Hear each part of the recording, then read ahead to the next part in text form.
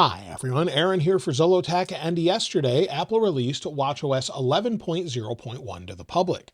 watchOS 11.0.1 is available around the world at the same time for everyone, as long as you're not on a beta. If you're on watchOS 11.1, you won't have this update as you're on a newer version. Now this is supported on all the same devices that watchOS 11 supports, so the Apple Watch SE 2nd generation, Apple Watch Series 6, 7, 8, 9, and 10, along with the Apple Watch Ultra and Ultra 2.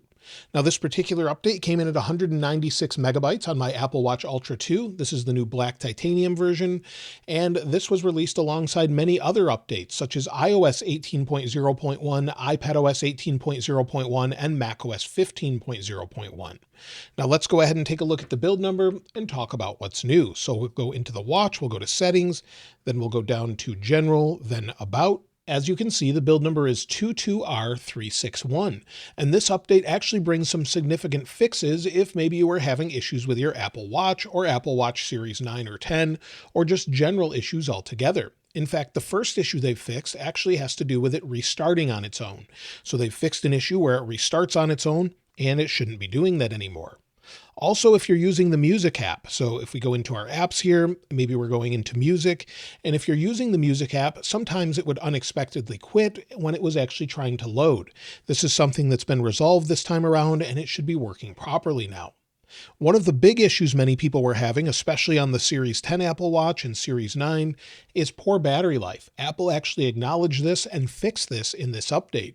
So battery was draining more quickly than expected before, and I actually had that on the Series 10 Apple Watch, where for whatever reason, it was at about half the battery in just an hour or so. So it seems like it's fixed now. That's been updated with this update.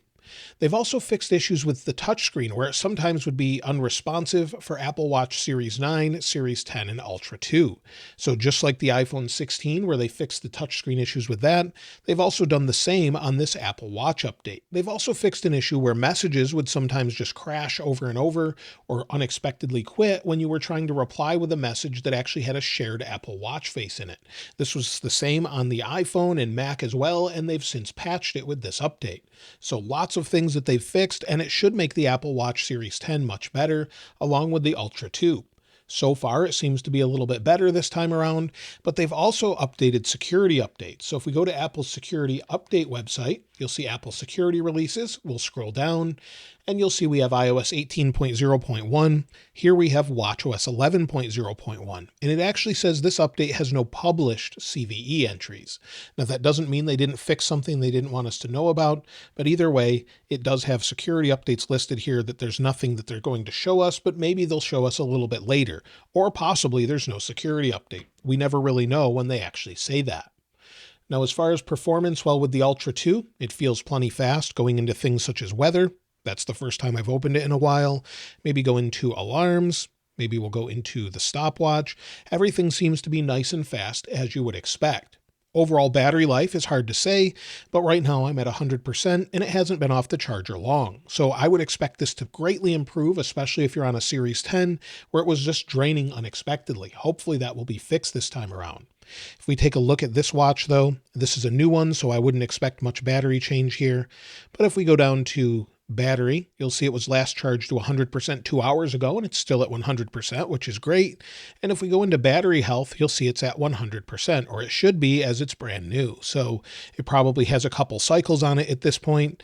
And my Apple Watch Ultra 2 that is from last year is still at 100% as well. They seem to do much better with battery. So if you're wondering if you should install watchOS 11.0.1, if you have a Series 10 or Series 9, absolutely. If you have one of the older devices, it will still fix issues with things like messages that I mentioned earlier, also with it unexpectedly restarting or issues with music. So hopefully this resolves most of the issues Apple Watch has, as Apple Watch in general seems to be fairly stable.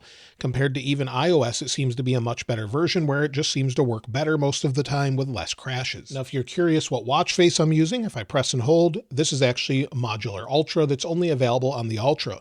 But many of you have asked about this watch face, which is the modular watch face, and I show how I set it up in my unboxing video or my review of the new black titanium Ultra 2. So that's in that video, but if you want to see what it is quickly, we'll go to edit, We'll slide over, and the complications here in the middle, this is actually an app called Lumi. If we go into it, you can see things such as golden hour, the best time to take photos and video, sunrise.